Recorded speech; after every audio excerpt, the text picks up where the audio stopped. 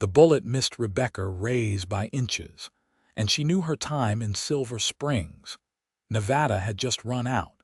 She pressed herself against the rough wooden wall of the general store, heart hammering against her ribs as angry voices echoed from inside the saloon across the dusty street. The September sun beat down mercilessly on the small mining town, and sweat trickled down her spine beneath her worn calico dress. She had only been trying to collect the wages owed to her for 3 weeks of washing linens at the boarding house, but Thomas Creek, the owner, had other ideas about payment. When she refused his advances, he pulled a pistol. The shot went wide, thank God, but now she was running with nothing but the clothes on her back and the few coins she had hidden in her boot. Rebecca had come to Nevada territory in 1868 with such hope. After her parents died of cholera in Kansas, she sold their small farm and headed west, believing the stories of opportunity and fresh starts. Instead, she found that a single woman of 22 with no husband, no family, and no protection was viewed as either a charity case or fair game. She had worked her fingers raw, taking whatever honest work she could find, moving from town to town when circumstances forced her hand. Silver Springs was supposed to be different. It was not. She waited until the commotion died down, then slipped behind the buildings, making her way to the livery stable where she had left her horse. Except when she arrived, the stable was locked, and a note pinned to the door informed her that her mare had been seized for unpaid boarding fees. Fees she could have paid if Creek had given her the wages he owed. Rebecca wanted to scream. Instead, she took a steadying breath and looked down the long road leading out of town. The next settlement was Mojave, California, nearly 150 miles southwest through unforgiving desert. Impossible on foot, especially for a woman alone. But staying meant facing Creek's wrath or worse. She was considering her limited options when she noticed a wagon at the edge of town, loaded with supplies. A tall man was securing ropes over crates and barrels, his movements efficient and practiced. He wore dusty trail clothes, a wide-brimmed hat that shadowed his face, and a gun belt that suggested he knew how to use it. As she watched, he paused to wipe his brow, revealing a weathered but handsome face, perhaps 30 years old, with a strong jaw darkened by several days of beard growth. Desperation made her bold. Rebecca straightened her dress, tucked a stray strand of dark hair behind her ear, and walked toward the wagon with far more confidence than she felt. "Excuse me, sir," she called out. The man turned, his gray eyes assessing her with a directness that made her want to look away, but she held his gaze. "I am in need of passage out of Silver Springs," she said, lifting her chin. "I can pay." It was only partly a lie. She had $3 in her boot, which might buy her a ride part way at least. He studied her for a long moment, taking in her disheveled appearance, the dust on her dress, the absence of any luggage. Running from something or to something, does it matter, might do. His voice was deep, with a hint of something that might have been amusement or suspicion. She could not tell which. "I do not make a habit of getting involved in other people's troubles." "Then pretend you did not see me." Rebecca started to turn away, blinking back the tears that threatened. She refused to cry, not here, not in front of a stranger. Hold on. The man stepped closer, and she noticed he had a slight limp favoring his left leg. "I did not say no, just trying to understand the situation. The situation is I need to leave and you have a wagon heading out. That is all you need to understand." Her voice came out sharper than intended, fear making her brittle. He nodded slowly. "Fair enough. I am headed to Mojave, then on to my ranch outside of town. Got supplies to last me through winter. Trip will take the better part of a week, maybe longer depending on the weather and the trails. I leave within the hour." He paused, considering. I was not planning on company, but I suppose another set of eyes might be useful. You can ride along if you help with camp duties. Cooking, mending, that sort of thing. No charge. Rebecca felt the tight band around her chest ease slightly. I can do that. I am a good cook and I know how to work. Name is Wade Harper, he said, extending a calloused hand. She shook it, his grip firm but not crushing. Rebecca Reyes. Well, Miss Reyes, gather whatever belongings you have and meet me back here.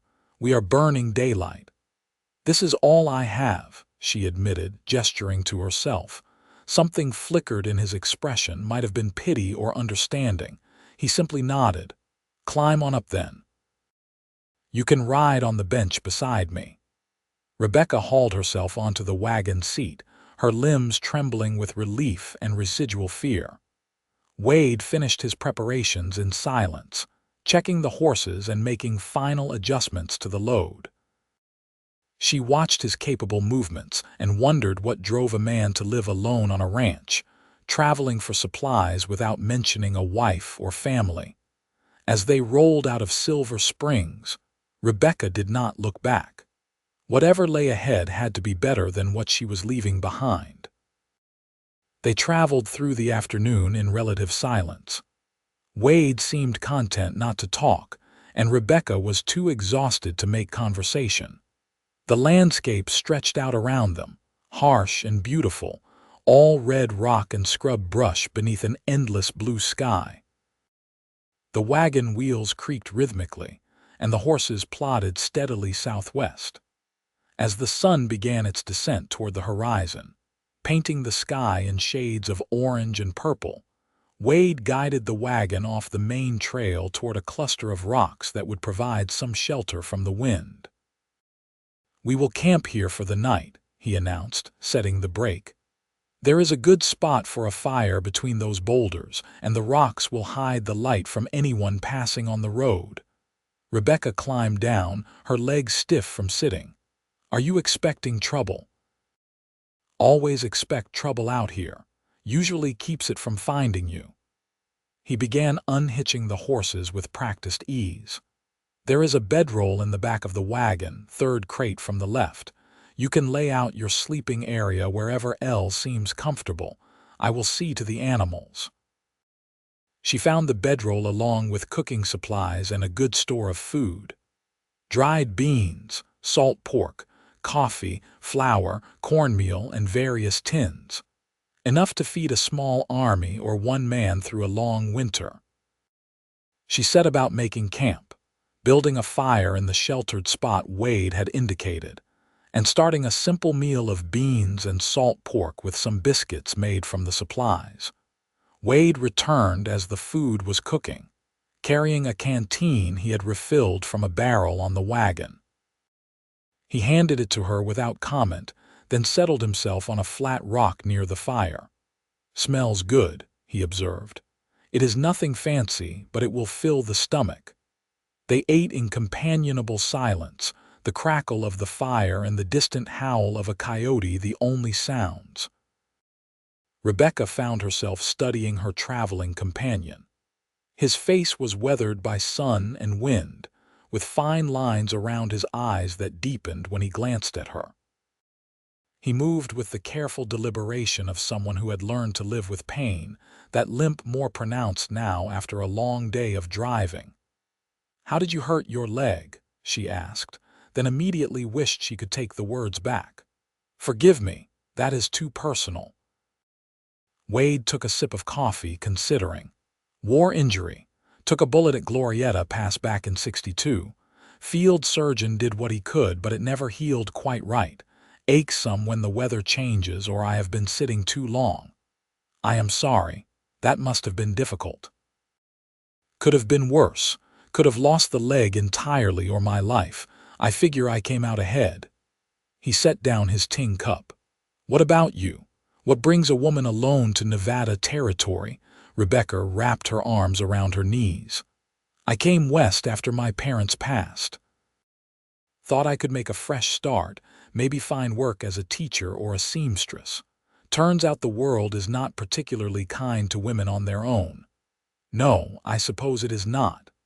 His tone was matter-of-fact rather than pitying, which she appreciated. You have people in Mojave? No. But I figured it is a bigger town than Silver Springs. More opportunities, maybe. More places a woman could find honest work without men assuming she is available for other services. The bitterness crept into her voice despite her attempt to suppress it. Wade nodded slowly. There is a hotel in Mojave run by a widow named Mrs. Patterson. Good woman, fair employer. She might be looking for help. I could introduce you when we arrive. You would do that? Rebecca looked at him in surprise. No sense hauling you all the way to California just to leave you stranded. Besides, he added, poking at the fire with a stick, you cook better than I do.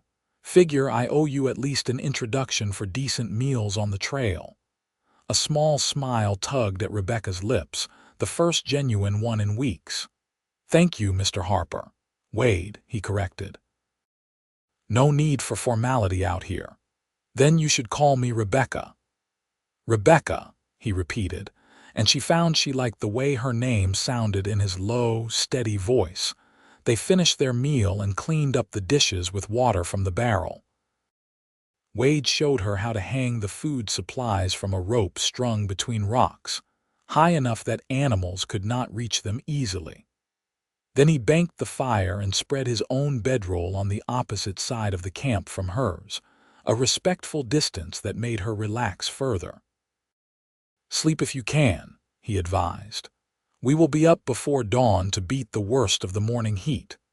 Rebecca lay in her bedroll, staring up at the vast canopy of stars overhead. She had been terrified this morning, convinced her luck had finally run out completely. Yet here she was, safe for the moment, with a full stomach and the promise of an introduction to potential work in Mojave. Wade Harper was an unexpected blessing, a decent man who asked for nothing more than camp duties in exchange for passage. She wondered about him as sleep slowly claimed her. Wondered why a man who seemed kind and capable lived alone on a ranch, making the long journey for supplies by himself. Wondered about the sadness she thought she had glimpsed in his gray eyes when he looked at the fire. But those were his secrets to keep or share as he chose, just as her desperate flight from Silver Springs was hers. The days settled into a rhythm. They rose before dawn, ate a quick breakfast, and traveled until the midday heat became unbearable.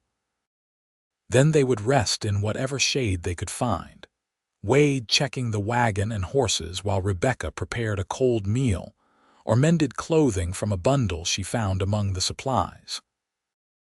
The tears and worn spots in the shirts and trousers suggested Wade was long overdue for someone to maintain his wardrobe. She did not ask permission, simply set about making the repairs. When Wade noticed his neatly mended shirts folded in the wagon, he said nothing, but his nod of acknowledgement spoke volumes. As the afternoon cooled, they would travel until dusk, then make camp and repeat the process. Slowly, carefully, they began to talk. Wade asked about her life in Kansas, and Rebecca found herself sharing memories of her parents, the small farm, the simple happiness of her childhood before cholera took it all away. She learned that Wade had grown up in Missouri, fought for the Union despite his family's Confederate sympathies, and drifted west after the war looking for a place where the past did not matter so much. Bought the ranch 5 years ago, he told her as they rested beneath a rock overhang on the third day. Small spread, maybe 200 acres with a decent water source, run about 50 head of cattle and some horses. It is quiet work, which suits me fine. Do you not get lonely? Rebecca asked, then worried again she had overstepped, but Wade did not seem offended.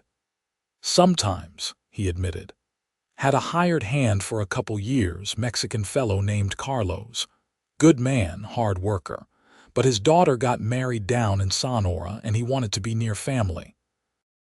Cannot fault him for that, been on my own since spring. That is a long time to have no company. You get used to it, or maybe you just forget what it is like to have someone to talk to. He glanced at her, a small smile softening his features. This has been different, nice different. Rebecca felt warmth spread through her chest that had nothing to do with the afternoon sun. I have enjoyed it too. You are easy traveling companion. Coming from someone who was desperate enough to approach a strange man about passage, I will take that as high praise, Wade said, and she laughed despite herself. On the fourth evening, they made camp near a small creek, a welcome change from the dry camping of previous nights. Wade suggested they could both use a proper wash, and they took turns bathing in the creek, one standing guard while the other enjoyed the cool water. Rebecca went first, luxuriating in the chance to scrub away days of trail dust. She had just finished dressing and wringing out her hair when she heard Wade call out, "We have visitors." Her heart jumped into her throat, but his tone was calm rather than alarmed.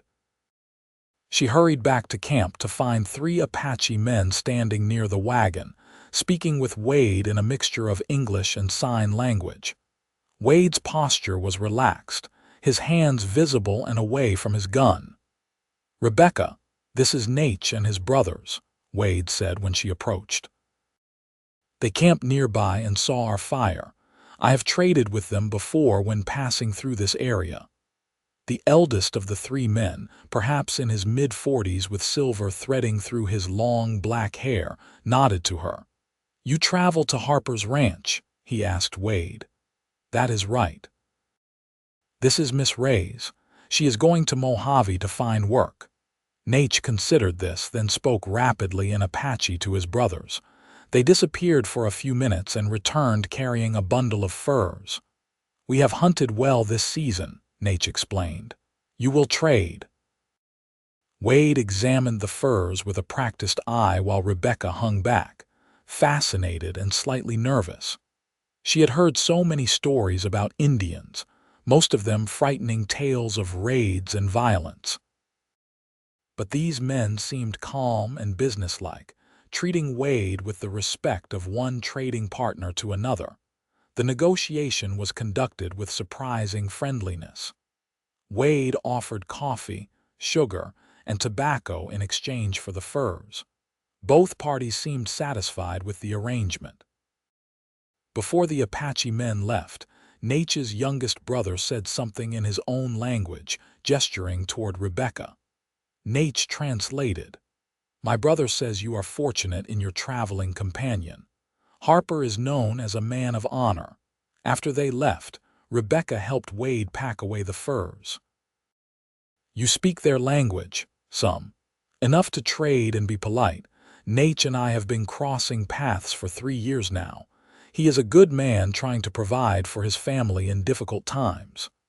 Wade's expression turned somber. "Government keeps pushing them onto smaller and smaller parcels of land, taking what was promised. Makes survival hard. You sound sympathetic to their cause." "I am sympathetic to anyone trying to live with dignity when the world seems set against them." He looked at her meaningfully.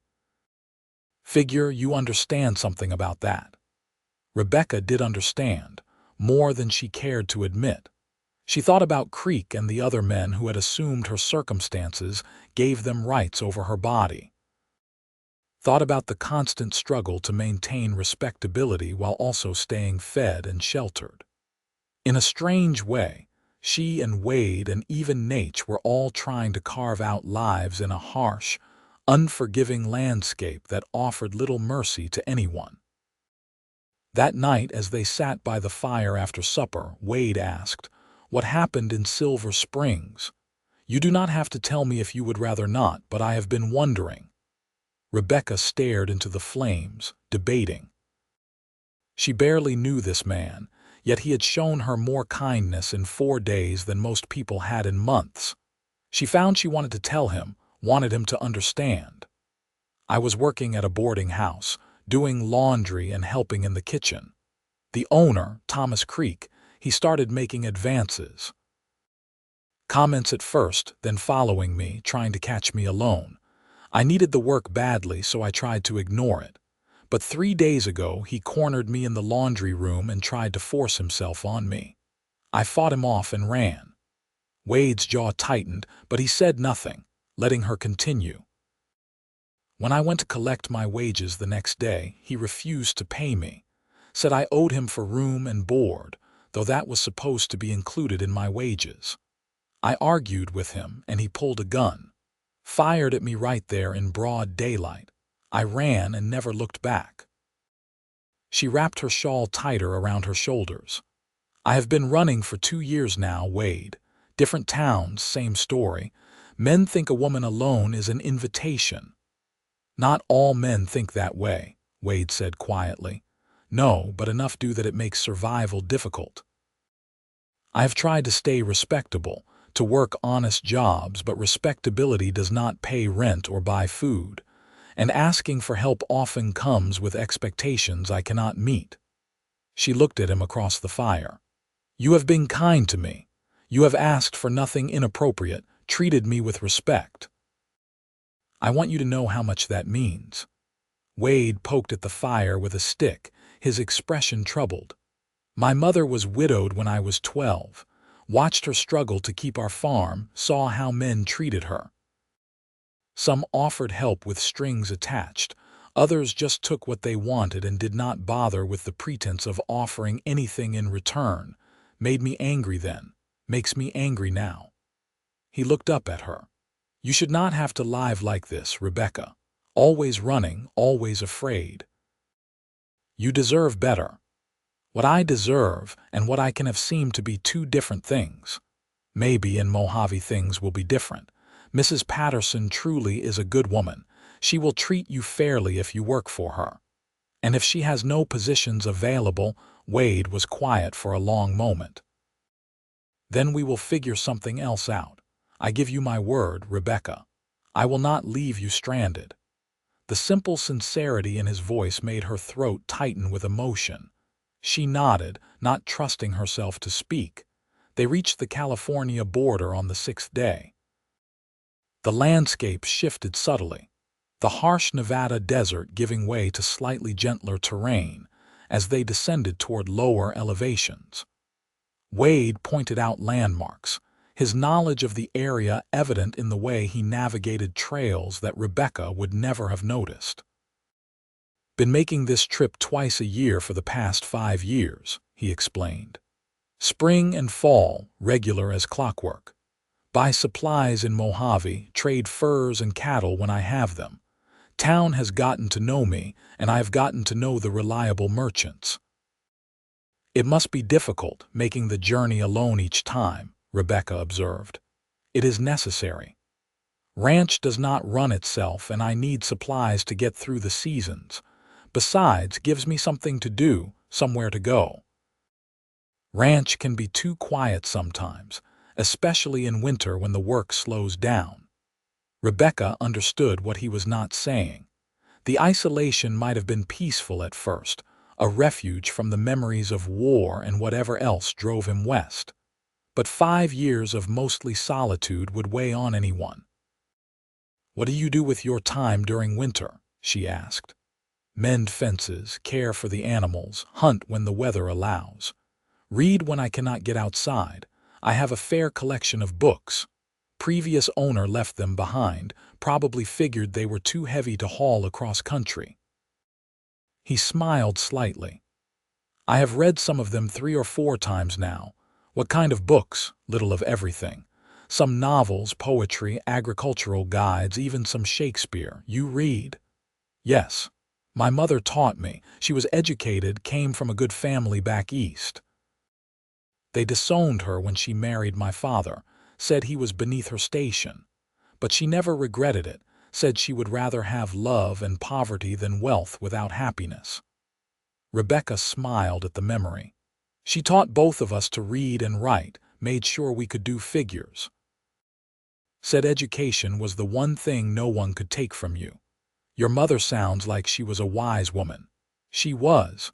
I miss her terribly. They fell into comfortable silence as the wagon rolled on. Rebecca found herself watching Wade more often now, noticing small details. The competent way he handled the horses, the careful attention he paid to the wagon's condition, checking wheels and axles each evening.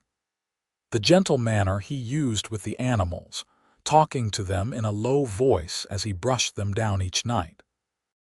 He was methodical and thorough in everything he did, someone who took pride in doing things properly. She also noticed the way his face relaxed when she told stories about her childhood, how he listened with genuine interest to her observations about the landscape. The way he always served her food first before filling his own plate, always made sure she had enough water before he drank. Small courtesies that spoke of his character more clearly than any grand gesture could have. On their 7th evening, they made camp within sight of Mojave. The town sprawled across the desert floor, larger than Rebecca had expected, with the railroad cutting through it and bringing commerce and people from both directions. Even from a distance, she could see the bustle of activity, hear the faint sounds of civilization. "We will go into town tomorrow morning," Wade said as they ate supper. "I usually stay at Patterson's hotel while I conduct my business in town. Take me 2 or 3 days to see to everything. We can ask Mrs. Patterson about work for you first thing." Rebecca's stomach fluttered with nervous anticipation. Tomorrow she would find out if Mojave offered the fresh start she desperately needed, or if she would be looking for another town, another escape, another temporary respite. Wade seemed to sense her anxiety. "It will work out, Rebecca. Have faith." "I have been disappointed too many times to have much faith left." "Then borrow some of mine for now. I have a feeling about this." She wanted to believe him, wanted to let herself hope. So she nodded and helped clean up the supper dishes, trying to quiet the worried voice in her head. That night, Rebecca could not sleep. She lay in her bedroll, staring at the stars and thinking about the past week. 7 days ago she had been desperate and afraid, approaching a stranger with little more than hope and $3 to her name. Now she had a chance at real employment, possibly even a stable situation. And she had found something else unexpected, a connection with Wade Harper that felt both comfortable and exciting. She thought about his gray eyes, the way they crinkled at the corners when he smiled. His low, steady voice that made her feel safe. The respectful distance he maintained while still making her feel cared for. He was unlike any man she had known, someone who seemed to understand her struggles without pitying her, who offered help without demanding anything in return. Rebecca recognized the dangerous territory her thoughts were entering. She could not afford to develop feelings for Wade. He was giving her passage to Mojave, possibly helping her find work, and that was all. He had his ranch and his solitary life. She had her need for independence and security. Those two things did not necessarily align, no matter how much she might wish otherwise. Still, as she finally drifted toward sleep, her last conscious thought was of Wade's voice saying her name and the warmth that spread through her when he did. They entered Mojave the next morning, the wagon joining the flow of traffic moving through the town's dusty streets. The place was alive with activity. Miners, ranchers, railroad workers, merchants, families all moving with purpose. Saloons and shops lined the main street, along with a bank, a church, a schoolhouse, and several hotels. It was exactly the kind of bustling town where a woman might be able to find work and disappear into relative anonymity. Wade guided the wagon to a 2-story building with a neatly painted sign reading Patterson's Hotel. The structure was well maintained, with fresh whitewash and flower boxes in the windows. A promising sign, Rebecca thought. Someone who took pride in their property might also take pride in treating employees fairly. Wade helped her down from the wagon, and Rebecca smoothed her dress nervously. It was the same dress she had been wearing for a week now, dusty and wrinkled despite her attempts to keep it clean. She hoped Mrs. Patterson would see past her disheveled appearance to the hard-working woman beneath. The interior of the hotel was clean and welcoming, with polished wood floors and lace curtains. A woman in her 50s stood behind the front desk, her gray-streaked hair pulled back in a neat bun. She looked up as they entered, and her face lit up with recognition. "Wade Harper, right on schedule. I swear you could set a clock by your supply runs." Her smile was genuine and warm. "Mrs. Patterson, always a pleasure. I need a room for a few days while I conduct business in town." Wade removed his hat politely. "And I was hoping you might speak with Miss Rebecca Reyes here about possible employment." Mrs. Patterson's sharp eyes assessed Rebecca with the practiced gaze of someone accustomed to judging character quickly. "That's so. What kind of work are you looking for, Miss Reyes?" Rebecca stepped forward, keeping her voice steady despite her nerves. "Any honest work, madam. I have experience with laundry, cooking, cleaning, and basic bookkeeping. I can read and write, and I am a hard worker. I need steady employment and lodging if possible." "Where are you coming from?" "Nevada Territory most recently. Before that, Kansas. I have been moving west looking for opportunities." Mrs. Patterson nodded slowly, her expression thoughtful. "Young woman traveling alone usually has a story." "You running from the law or a husband?" "Neither, madam. Just trying to make an honest living in a world that does not make that easy for women on their own." Something in Mrs. Patterson's face softened. "No, it certainly does not. I have been running this hotel on my own since my husband passed 8 years ago, so I know something about that struggle." She came around the desk, studying Rebecca more closely. "You look like you have been on the trail for a while. Why don't you get yourself cleaned up and we can talk properly?" "Wade, I will get you both rooms and we can discuss business over lunch." Relief flooded through Rebecca so suddenly she felt lightheaded. "Thank you, Mrs. Patterson. I will not disappoint you. We will see about that. I do not tolerate laziness or dishonesty, but I am fair to those who work hard.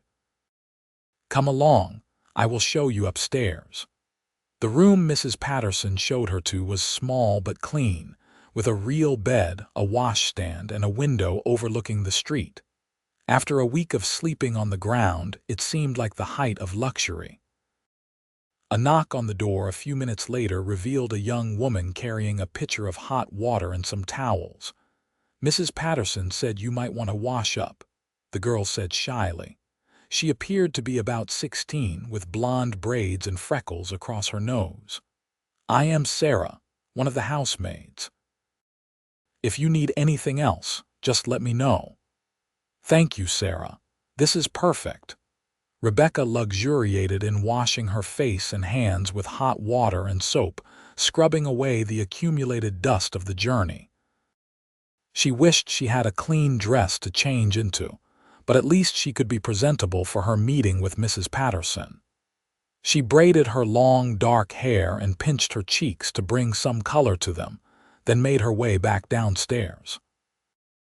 Wade was waiting in the small dining room attached to the hotel, freshly washed and looking more relaxed than she had yet seen him. He stood when she entered, a gesture of politeness that made her heart flutter foolishly. "You look refreshed," he observed. "Clean water and soap work wonders." "Thank you for bringing me here, Wade. Whatever happens with the employment situation, at least I am not sleeping on the ground tonight." Mrs. Patterson emerged from the kitchen carrying a tray laden with sandwiches, coffee, and pie. "Sarah is watching the front desk. Thought we could talk while we eat." Over lunch, Rebecca answered Mrs. Patterson's questions about her experience and capabilities. She was honest about her circumstances without going into unnecessary detail about why she had left Silver Springs in such haste. Mrs. Patterson listened carefully, occasionally asking pointed questions that suggested she had a good understanding of the difficulties faced by women in Rebecca's position. "Here is what I can offer," Mrs. Patterson finally said. "I have been managing this hotel mostly alone except for Sarah, who comes in during the day. It is getting to be too much for one person as the town grows and business increases. I need someone to help manage the laundry, assist with cooking and serving meals, and handle some of the bookkeeping. In exchange, I will provide room and board plus $15 a month. The work is hard but honest, and I treat my employees with respect. You will have Sunday afternoons off and one full day off per month. Those terms acceptable to you?" Rebecca's throat tightened with emotion. "More than acceptable, madam. Thank you. When can I start?" "Tomorrow morning. Gives you this afternoon and evening to rest and recover from your travels. Wade mentioned you have been on the trail for a week. That is exhausting even for experienced travelers. After lunch, Mrs.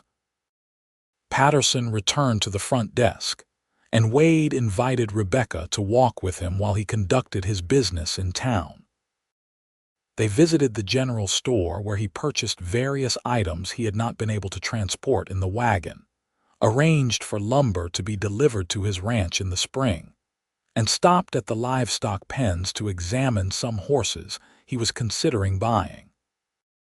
Rebecca found herself fascinated by this glimpse into his life, watching him negotiate prices with the easy confidence of someone who knew his business.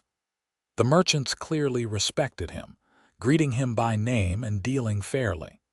It spoke well of his reputation that he was so warmly received. As afternoon faded toward evening, they found themselves walking along the quieter edge of town, away from the main street's bustle. "Looks like everything worked out," Wade said. "Mrs. Patterson is a good woman. You will be treated well there." "Thanks to you." "I cannot express how grateful I am, Wade. You could have driven right past me in Silver Springs, but you stopped. You helped me when you had no reason to do so." "I had my reasons," Wade said quietly. "Might be selfish ones, but they are reasons all the same." Rebecca looked at him curiously. "What do you mean?" He stopped walking, turning to face her. The evening light painted his features in warm gold, softening the weathered lines of his face. "I have been alone a long time, Rebecca. Told myself I preferred it that way, that peace and quiet were what I needed after the war. And for a while, maybe that was true. But this past week, having you on the trail with me, someone to talk to and share meals with, someone who made the journey feel less empty." He paused, seeming to search for words.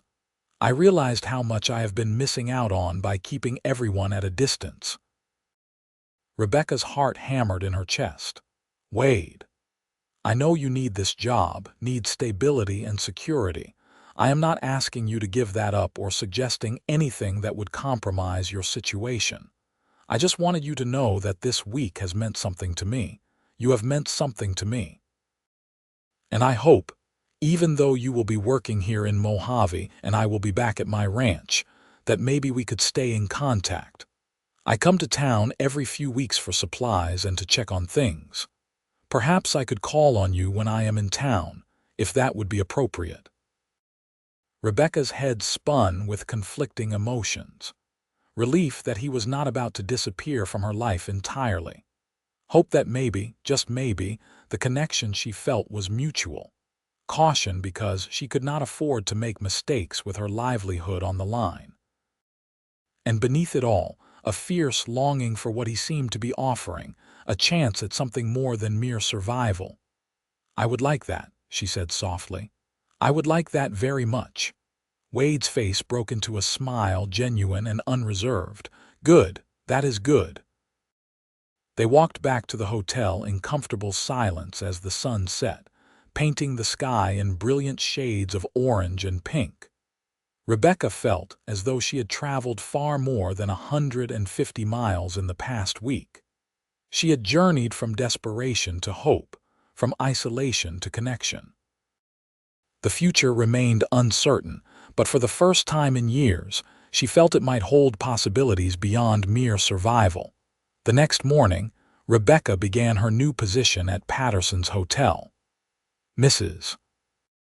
Patterson proved to be a demanding but fair employer, expecting high standards, but also teaching Rebecca the specific ways she wanted things done.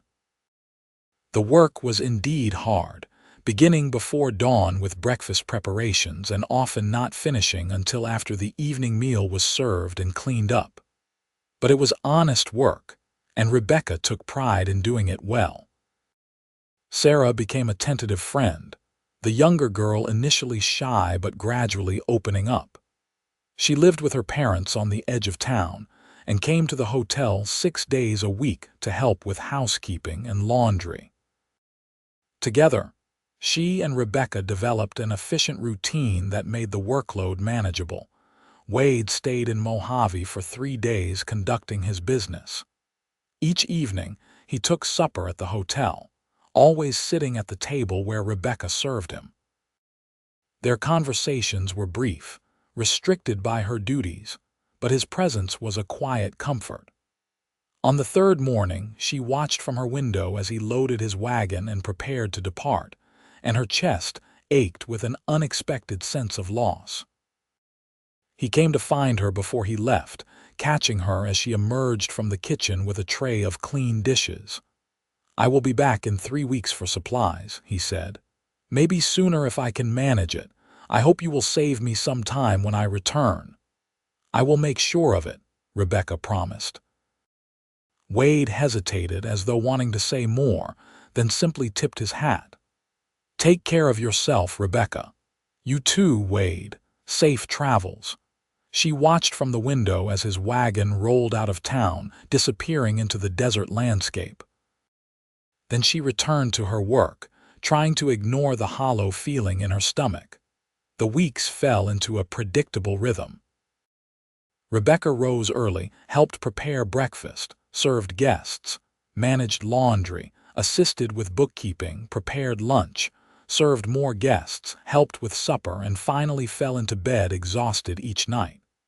It was grueling work, but she had a clean room, regular meals, and money she could save. Most importantly, she felt safe. Mrs. Patterson tolerated no nonsense from guests who tried to take liberties with her female staff, and her formidable presence kept most trouble at bay. On her first Sunday afternoon off, Rebecca walked through Mojave, exploring the town properly for the first time. She passed the church and considered attending services the next Sunday, thinking it might be wise to establish herself as a respectable member of the community. She browsed the general store's limited selection of ready-made dresses, calculating how long it would take to save enough for a new garment. She watched families strolling together, children running and playing, couples walking arm in arm. She found herself thinking about Wade far more often than was probably wise, wondering how he was managing alone at his ranch, if the isolation weighed on him, if he thought about her the way she thought about him. She reminded herself that they barely knew each other, that a week on the trail was hardly enough time to truly understand someone's character. Yet she could not deny the connection she felt, the way her heart lifted at the memory of his rare smiles and steady presence. 3 weeks passed. Then 4. Then 5. Rebecca told herself not to worry, that Wade had said 3 weeks, but also that ranch work might delay him. Still, she found herself watching the street from the hotel windows more often than necessary, her stomach jumping every time a wagon appeared in the distance. 6 weeks after Wade's departure, Mrs. Patterson noticed her distraction. "That Harper fellow seems to have made quite an impression on you," the older woman observed one evening after the supper guests had departed. Rebecca felt heat rise in her cheeks. "He was kind to me when I needed help." "I am grateful, that is all." Mrs. Patterson's tone suggested she was not fooled. "Wade Harper is a good man, one of the best I have known."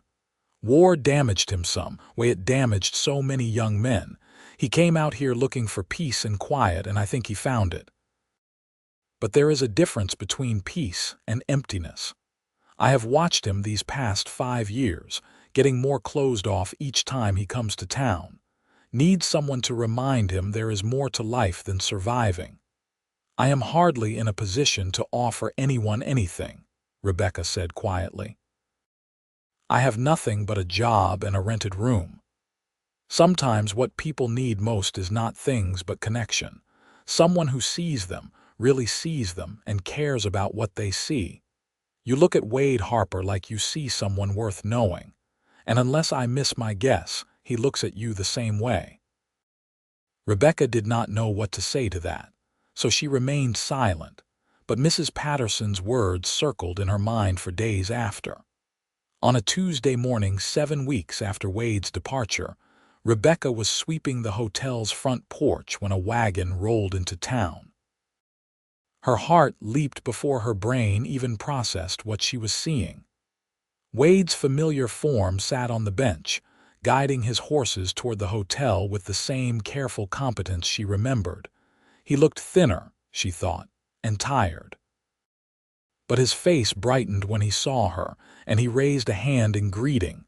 Rebecca set aside her broom and walked to meet him as he pulled to a stop, suddenly feeling shy. "You came back," she said, then felt foolish. Of course he came back, he always came back for supplies. "Sorry it took longer than I said. Cattle got sick, took me a few weeks to sort it out and make sure the rest of the herd was safe. Lost about 10 head, but could have been worse." He climbed down from the wagon, moving stiffly. "How have you been?" "Well, busy, Mrs. Patterson keeps me occupied from dawn to dusk, but I do not mind." "How are you?" "Tired," he admitted. "Been a long few weeks, but better now." They stood there looking at each other, and Rebecca became aware of Mrs. Patterson watching from the doorway with poorly concealed interest. "Let me get you checked in," Rebecca said, suddenly professional. "Are you staying for a few days?" "Yes, need to restock supplies and see to some business. Was hoping we might have a chance to talk properly while I am here." "I am off on Sunday afternoon. Would that work?" "Perfect." Wade's smile was warm and genuine. "It is good to see you again, Rebecca." "You too, Wade." Over the next few days, Wade conducted his business in town while Rebecca worked. But in the evenings, after supper was served and cleaned up, they sat together in the hotel's small parlor, talking in low voices about the weeks apart. Wade described the illness that had struck his cattle, his worry and frustration as he fought to save as many as he could. Rebecca shared stories of her work at the hotel, the regular guests who had become familiar faces, the satisfaction of doing a job well. But beneath the surface conversation flowed something deeper, an awareness that had only grown stronger during their separation. Rebecca found herself noticing details she had missed before. The way Wade's eyes tracked her movements when she crossed the room, how his voice softened when he said her name. The care he took never to touch her inappropriately, but how his hand lingered when he helped her with her chair. On Sunday afternoon, Wade borrowed a buggy from the livery stable and took Rebecca for a drive into the countryside. It was a beautiful November day, the desert air crisp and clear, the mountains sharp against the brilliant blue sky.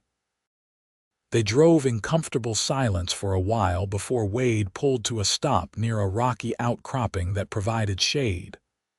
"I have been thinking a lot these past weeks," Wade said, his hand still on the reins. "About my life, my choices, what I want for the future." Rebecca waited, her heart hammering. "I told myself when I bought the ranch that I wanted peace and solitude, that after the war, after seeing so much death and destruction, I needed to be alone to heal, and maybe that was true for a time. But I have been alone for 5 years now, Rebecca. 5 years of waking up to empty rooms and going to bed with only my own thoughts for company. 5 years of telling myself it was enough, that I did not need more." He turned to look at her directly. Then I met you and everything changed. Wade, let me finish, please. I know this is complicated. You have a good position with Mrs. Patterson, security you need. I live alone on a ranch 20 miles from town, a hard life that is not easy even with two people to share the work. I am asking you to consider something that might seem crazy after knowing me for such a short time. Rebecca's breath caught. What are you asking? I am asking if you would consider marrying me. Not right away, he added quickly, seeing her shocked expression. I know we need more time to be sure. But I would like permission to court you properly, to call on you when I come to town, to write letters when I am at the ranch. I want to see if this connection we both feel can grow into something lasting. And if it does, if you come to care for me the way I am coming to care for you, then maybe eventually you would consider becoming my wife. Rebecca's mind reeled. Marriage. A permanent partnership, legal and binding. Security, yes, but also risk. She would be leaving her position, her independence, to tie her fate to his. If the marriage failed or if Wade proved to be different than he seemed, she would have no recourse, no protection. Women had few rights in marriage, as she well knew. But as she looked at Wade's earnest face, the vulnerability in his eyes as he waited for her response, she thought about what she knew of his character. His kindness to her when she was desperate. His respectful treatment throughout their journey, his reputation in Mojave as an honest, reliable man. The way he made her feel safe and valued and seen. She thought about what Mrs. Patterson had said, about the difference between peace and emptiness, about connection being worth more than things. She thought about the hollow feeling in her chest during the weeks Wade was gone, and the way her heart had soared when she saw his wagon returning. I would like that, she said softly. I would like to be courted by you, Wade Harper. I cannot promise where it will lead, but I want to find out. The relief and joy that flooded Wade's face was beautiful to witness. He reached out tentatively and took her hand, his calloused palm warm against hers. Thank you, he said. I will not rush you or pressure you, Rebecca. We will take all the time you need. I just needed you to know how I felt, what I was hoping for. They sat there holding hands and talking for hours, sharing more of their histories and dreams. Wade described his vision for the ranch, hoping to expand the herd and maybe add some crops if he could improve the irrigation. Rebecca admitted her secret dream of someday having a home of her own, a place where she belonged and could not be forced to leave. If you marry me, the ranch would be your home too, Wade said. Equal partnership, Rebecca. I know the law does not see it that way, but I would. We would build something together. As the sun began its descent toward the horizon, Wade drove them back to Mojave. At the hotel's entrance, he helped her down from the buggy, his hands lingering at her waist. May I write to you? He asked. Please do. I will write back. I will be back in 2 weeks. Maybe we could take another drive if you have time. I would love that. Wade left the next morning, but this time Rebecca watched him go with hope rather than sadness. He had given her something precious, the promise of a future that might include not just survival but happiness. The letters began arriving within a week. Wade's handwriting was neat and precise, his words carefully chosen. He wrote about daily life on the ranch, the challenges and small victories of managing cattle and land. He described the landscape around his property with an almost poetic appreciation for the harsh beauty.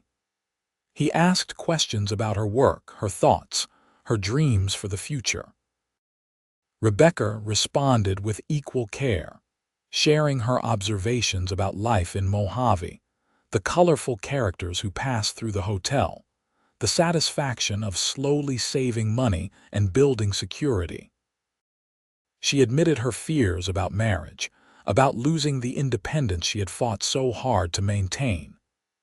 Wade's response was understanding without being dismissive, acknowledging her concerns while gently pointing out that the right partnership could offer more freedom than solitude, not less.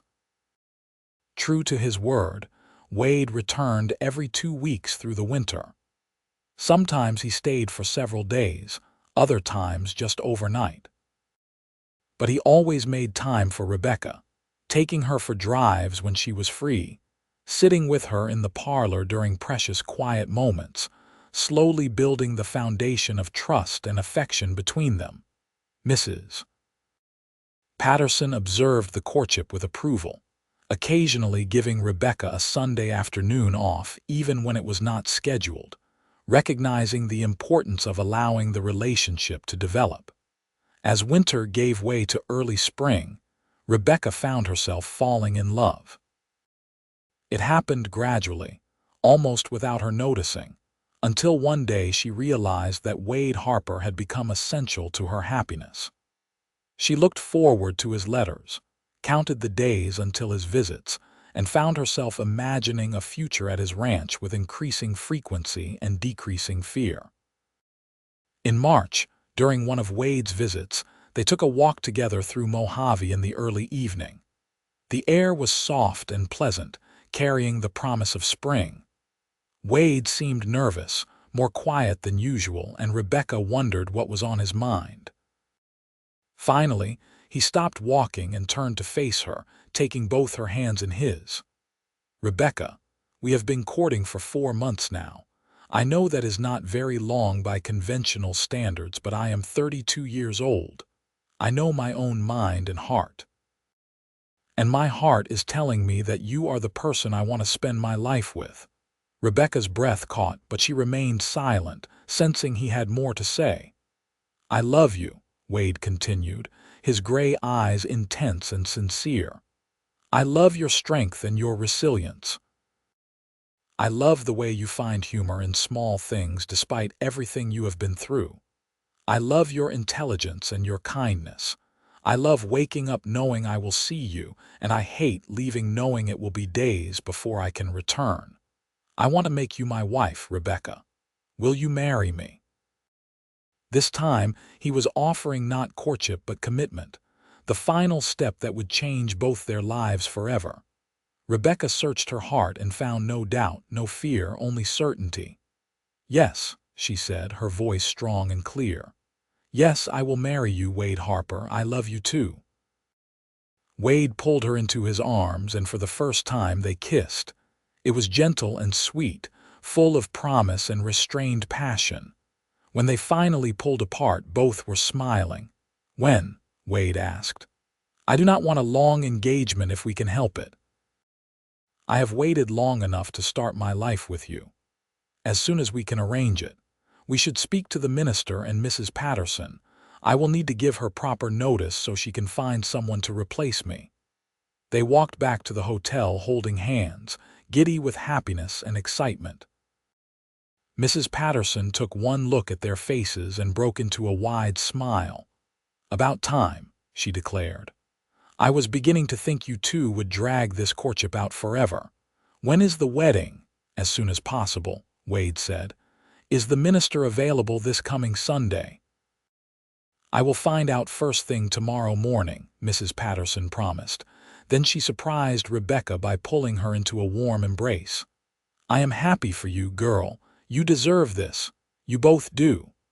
The week passed in a flurry of preparations.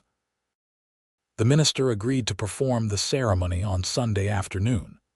Sarah and Mrs. Patterson helped Rebecca sew a new dress, something simple but pretty in a soft blue calico. Wade purchased a new suit and got a proper haircut and shave. They arranged for a small reception at the hotel with cake and refreshments for the handful of guests they had invited.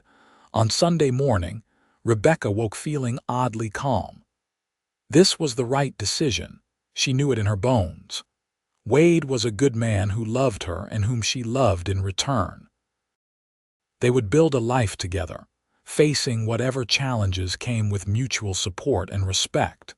It would not always be easy. Ranch life never was, but they would face it together, and that made all the difference. The ceremony was simple and heartfelt. Rebecca wore her new blue dress with wildflowers in her hair that Sarah had gathered that morning. Wade stood at the front of the small church looking nervous and proud and impossibly handsome in his new suit. Mrs. Patterson stood beside Rebecca as her attendant, while the hotel's regular bartender stood up for Wade. The minister led them through the traditional vows, and when Wade slipped a simple gold band onto Rebecca's finger, she felt tears prick her eyes. Not tears of sadness or fear, but of joy and hope and profound gratitude that her desperate approach to a stranger's wagon 7 months ago had led her to this moment. "You may kiss your bride," the minister announced, and Wade did, thoroughly enough to make the small gathering of guests chuckle and applaud. Afterward, at the reception, Rebecca found herself the center of attention in a way that felt wonderful rather than uncomfortable. Townspeople who had come to know her through her work at the hotel congratulated her warmly. Even some of Wade's rancher friends had made the trip to town for the occasion, clearly surprised but pleased that the solitary man had finally found someone to share his life. As evening approached, Wade loaded Rebecca's few belongings into his wagon. She had accumulated more in her months at the hotel than she had owned when she arrived, but it still fit easily into a single trunk. Mrs. Patterson had given her a set of good kitchen knives as a wedding gift, along with several jars of preserved fruit and vegetables to help stock the ranch's larder. Sarah, crying despite her smiles, had given Rebecca a beautiful quilt she and her mother had made. "You will visit, will you not?" Sarah asked, wiping her eyes. "Promise you will come to town sometimes." "I promise," Rebecca assured her, hugging the younger girl, "and you are welcome at the ranch anytime." Mrs. Patterson pulled Rebecca aside for a final private word. "You are making the right choice," the older woman said firmly. "I know it is frightening to give up your independence, but what you are gaining is worth more than any job could ever provide. Wade Harper will treat you well. And if he does not," she added with a stern look, "you come straight back here and I will set him straight personally." Rebecca laughed through her tears. "Thank you, Mrs. Patterson, for everything. You gave me a chance when I desperately needed one, and I will never forget that kindness. You earned your place here, girl, worked hard and proved yourself reliable. That is all anyone can ask." Mrs. Patterson gave her one final hug. "Now go on. Your husband is waiting and you have a new life to begin." The journey to Wade's ranch took most of the afternoon. Rebecca sat close beside her new husband on the wagon bench, marveling at how natural it felt to be called Mrs. Harper, to wear a wedding ring, to be traveling toward a home that would be truly hers. As they crested a rise, Wade pointed ahead. "There it is." Rebecca looked and saw a sturdy adobe house nestled in a small valley, with a barn and several outbuildings nearby. Cattle grazed in fenced pastures, and she could see the glint of water from what must be the creek Wade had mentioned. The land stretched out around them, wild and beautiful, mountains rising in the distance beneath a sky that seemed impossibly vast. "It is perfect," she breathed. Wade looked at her with such love that her heart swelled. "It will be even more perfect with you here. Welcome home, Rebecca. Home." The word resonated deep in her soul. After years of running, of temporary lodgings and uncertain futures, she finally had a home. Not just a building, but a place where she belonged, where she was wanted and valued. And most importantly, a person who had chosen her, who loved her, who would build a life with her. Wade carried her over the threshold of the adobe house, both of them laughing at the traditional gesture. Inside, the space was clean but sparse, clearly the domain of a man living alone. A simple kitchen area with a wood stove and basic utensils, a sitting area with a worn sofa and chair positioned near the fireplace, a small table with 2 chairs, and a bedroom visible through a doorway. "I know it is not much," Wade said, sounding uncertain for the first time. "I have been on my own for so long. I suppose I never bothered making it into a proper home, but we can change whatever you like, add whatever you need to make it comfortable." Rebecca turned to face him, placing her hands on his chest. "It is wonderful because it is ours. We will make it into a home together." Wade pulled her close, kissing her with a passion that had been carefully restrained during their courtship. Rebecca responded eagerly, her own desire rising to meet his. They were married now, husband and wife, and they had all the time in the world to explore this new dimension of their relationship. Their wedding night was tender and sweet, both of them nervous but eager to discover each other fully. Wade was gentle and attentive, making sure Rebecca's first time was as pleasurable as possible. Afterward, they lay tangled together in the bed, talking quietly and laughing, learning the intimate language of married love. Rebecca woke the next morning to sunlight streaming through the bedroom window and Wade's arm around her waist. She lay there for a moment, savoring the feeling of safety and belonging, before carefully extracting herself to begin her first day as a ranch wife. She explored the kitchen properly, taking inventory of what supplies Wade had and what would be needed. She discovered he had not been exaggerating about his limited cooking skills. The man survived on simple, repetitive meals that were filling but hardly exciting. She would change that quickly enough. When Wade woke and found her already making breakfast, he came up behind her and wrapped his arms around her waist, nuzzling her neck. "Good morning, Mrs. Harper." "Good morning, husband." She turned in his arms to kiss him properly. "I thought I would make us a proper breakfast to start our first day together." Over eggs, bacon, and biscuits, Wade outlined the daily routine of ranch work. The cattle needed to be checked, fences required constant maintenance, the horses needed care, and countless other tasks filled the hours from dawn to dusk. He was careful to present it honestly, not downplaying the difficulty of the work. "I do not expect you to do heavy labor," he said. "Managing the house, cooking, helping with the garden I have been trying to establish, that would be plenty. But if you want to learn other skills, help with the animals or the ranch work itself, I would be happy to teach you." "I want to learn everything," Rebecca said firmly. "This is my home too, my livelihood. I should understand all aspects of how it operates." Wade's smile was proud and warm. "Then I will teach you. We will work together, partners in everything." The weeks and months that followed were among the happiest of Rebecca's life. The work was indeed hard, harder than anything she had done before. But it was satisfying in a way that washing other people's linens or serving hotel guests had never been. She was building something that belonged to her, investing in a future that was truly hers. Wade proved to be a patient teacher, showing her how to handle the horses, how to read the signs of sick cattle, how to mend fences and repair equipment. Rebecca discovered she had a natural affinity for the animals, particularly the horses, and she took over their daily care with Wade's enthusiastic approval. In turn, Rebecca transformed the house into a real home.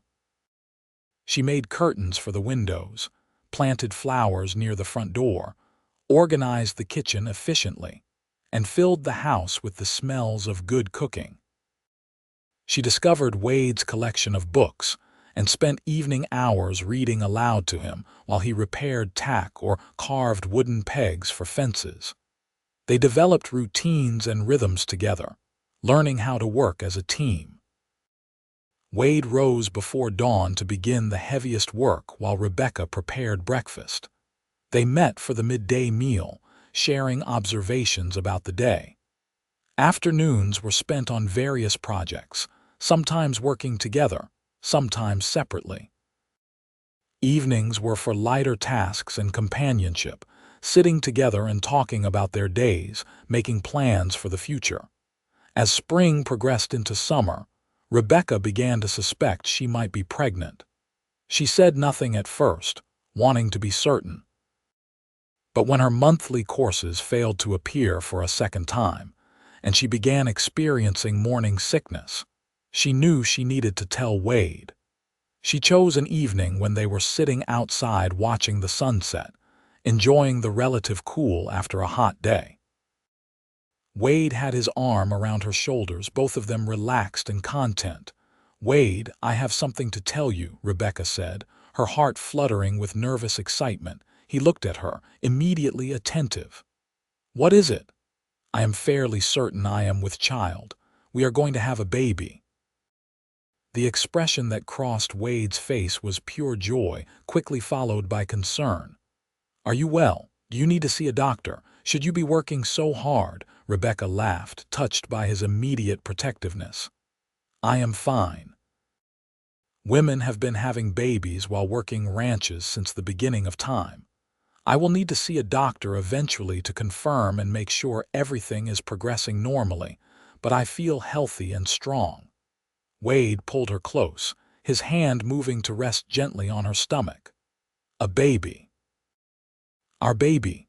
Rebecca, you have made me so happy. I never thought I would have a family, children. I had resigned myself to a solitary life, and now look at us." "We will need to add a room to the house," Rebecca observed practically. "And I should start making baby clothes. There is so much to prepare." Over the following months, they threw themselves into preparing for their child. Wade began work on expanding the house, adding a room that would serve as a nursery. Rebecca sewed tiny garments and blankets, her hands busy whenever she had a spare moment.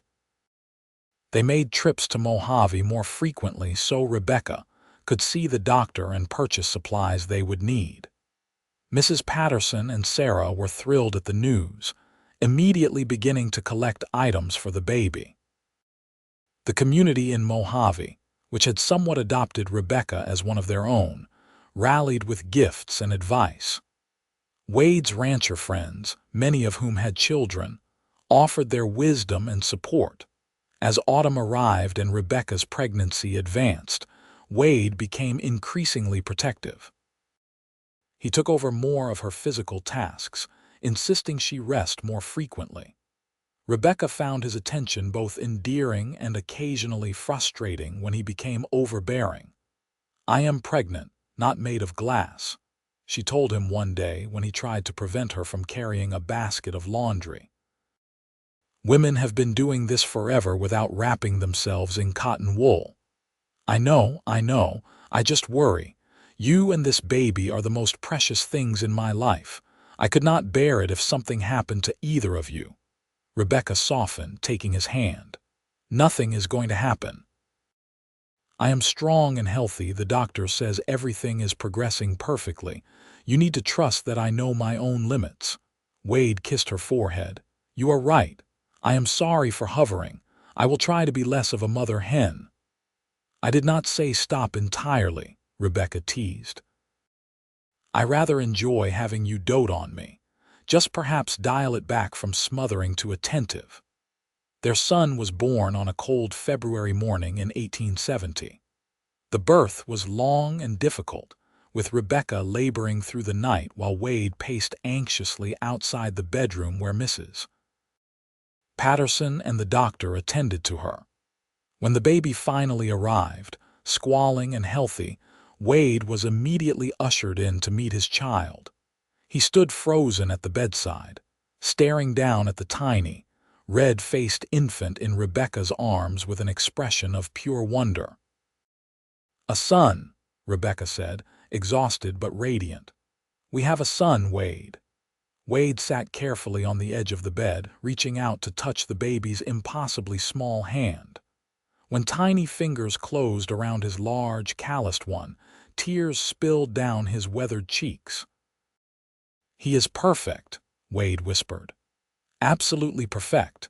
Thank you, Rebecca. Thank you for this incredible gift." They named him William after Wade's father who had died during the war. Little William proved to be a healthy, hungry baby with strong lungs and his father's gray eyes.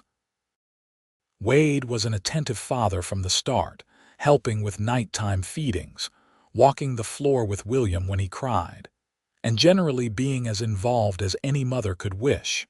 As William grew from infant to toddler, the ranch prospered. Wade and Rebecca worked together to expand the cattle herd and improve the property. They added more fencing, built a better irrigation system for the garden, and even acquired a few chickens for eggs. Rebecca proved to have a good head for business, helping Wade negotiate better prices for their cattle and manage their finances effectively. On William's second birthday, as they celebrated with a small cake Rebecca had made, Wade took Rebecca's hand. "You remember when we first met? You were desperate and afraid, and I was so lonely I had forgotten what it felt like to have someone to care about."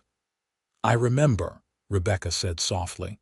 "I thought you were my last chance, a stranger who might or might not help me. You needed work, and I needed company. But we discovered we needed each other most. You saved me, Rebecca, from a life that was slowly suffocating me with its emptiness. You gave me love, family, purpose, everything that makes life worth living." "You saved me too," Rebecca replied, her eyes shining with emotion. "From running from fear, from believing I would always be alone and struggling. You gave me a home, safety, partnership, and love, everything I thought I would never have." William, oblivious to his parents' serious conversation, smashed his hands into his cake, giggling wildly. They both laughed, the moment of reflection giving way to the joyful chaos of toddler parenthood. 2 years later, Rebecca gave birth to their second child, a daughter they named Margaret after Rebecca's mother. The addition of a baby girl to their family felt like a completion, though both Wade and Rebecca agreed that 2 children were plenty for a ranching family. Margaret proved to be as different from William as night from day. Where he was boisterous and energetic, she was contemplative and quiet. Where he loved the animals and outdoor work, she preferred sitting with her mother learning to sew or helping in the garden. Wade adored both his children equally, marveling at their unique personalities. As the children grew, the ranch continued to thrive. Wade's reputation as an honest, reliable rancher spread, and he found himself with more business than he could easily handle. He hired 2 ranch hands to help with the work, young men looking to learn the trade who lived in the bunkhouse Wade had built for that purpose. Rebecca found herself acting as ranch manager as often as rancher's wife, coordinating the work, managing supplies, and keeping the business organized. She discovered she had a real talent for it, and Wade relied increasingly on her judgment and skills. On their 10th wedding anniversary, Wade surprised Rebecca by taking her on a trip to San Francisco, their first real vacation since marrying. Mrs. Patterson agreed to watch the children for the week, and the young couple set off on an adventure.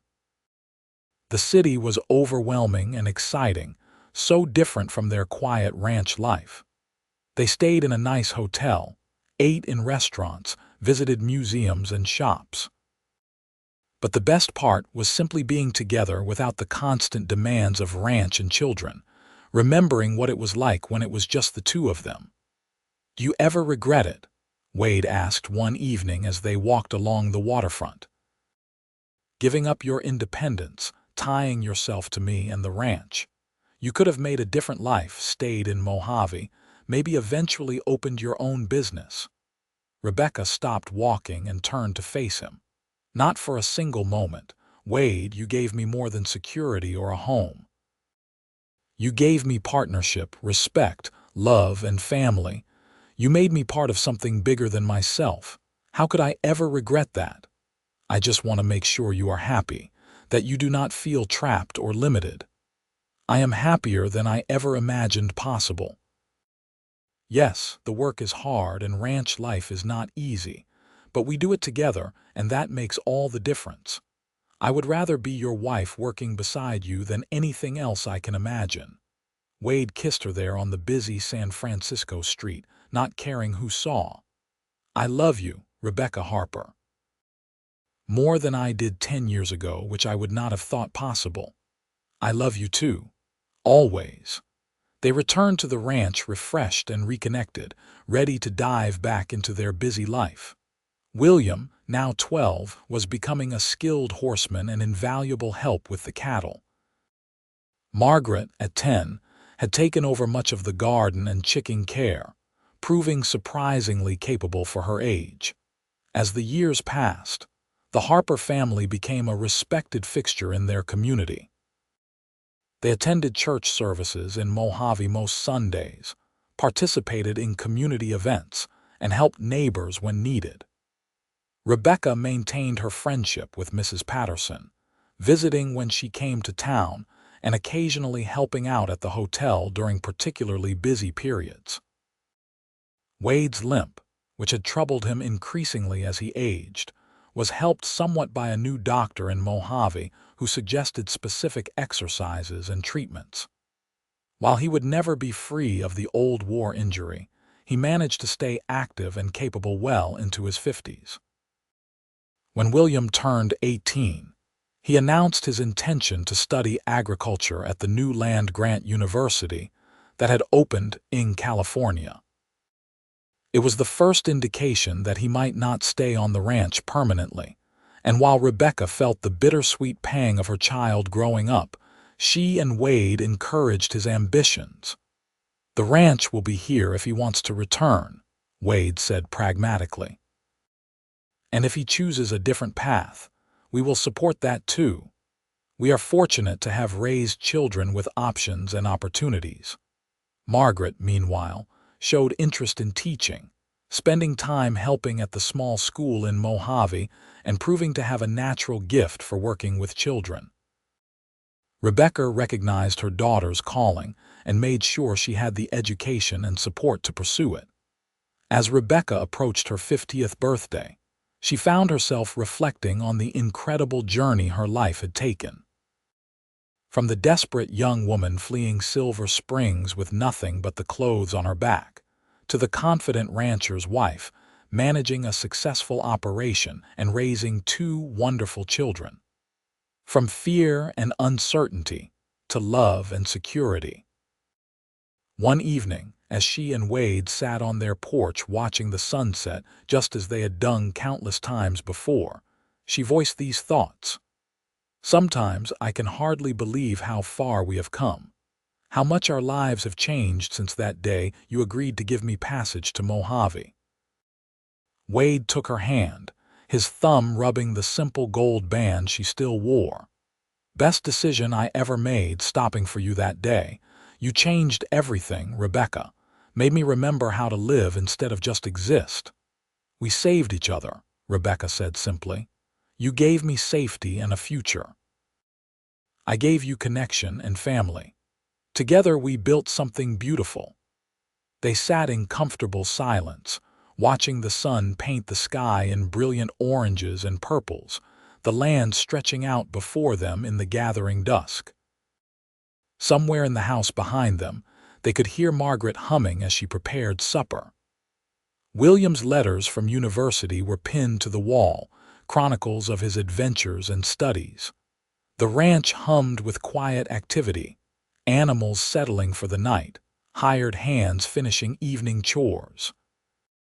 Everything Rebecca had ever wanted, everything she had thought impossible during those dark days of running from town to town, had come to pass. She had work that mattered, but more than that, she had love. She had a partner who valued her as an equal, who had kept his promise of building something together. She had children who were thriving and preparing to make their own marks on the world. She had a home that could never be taken from her, a place where she belonged completely. Wade squeezed her hand gently. "What are you thinking about?" "Everything. How grateful I am, how happy we have been, How I cannot imagine any other life but this one with you, me neither." Wade stood, pulling her to her feet. "Come on, Mrs. Harper.